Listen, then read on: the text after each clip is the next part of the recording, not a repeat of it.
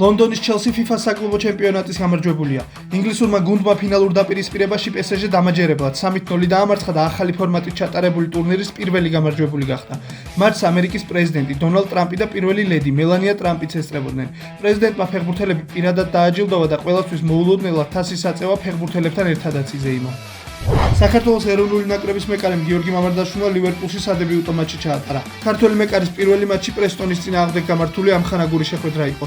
ლივერპულმა მეტოქე 3-1 დაამარცხა. მამარდაშვილი გუნდის ძირითად შემადგენლობაში იყო და პირველი ტაიმის შემდეგ შეცვალეს. საფრანგეთის ლიგა 1-ში კიდევ ერთი ქართველი, გიგი აბუაშვილი ითამაშებს. ჯეოთიმის ინფორმაციით გიგი აბუაშვილი ოფიციალურად მეც შეუერთდება და ის სამედიცინო შემოწმებას ოთხშაბათს გაივლის. ლეგენდარული ფეხბურთელი ლუკა მოდრიჩი მილანში ითამაშებს. ხორვატმა ვეტერანმა სამედიცინო შემოწმება დღეს გაიარა და ის ლომბარდიულ კლუბში 14 ნომრიანი მაისურით ითამაშებს. 39 წლის მოდრიჩმა იტალიურ კლუბთან ერთწლიანი კონტრაქტი გააფორმა და მისი ანაზღაურება 4 მილიონი ევრო იქნება.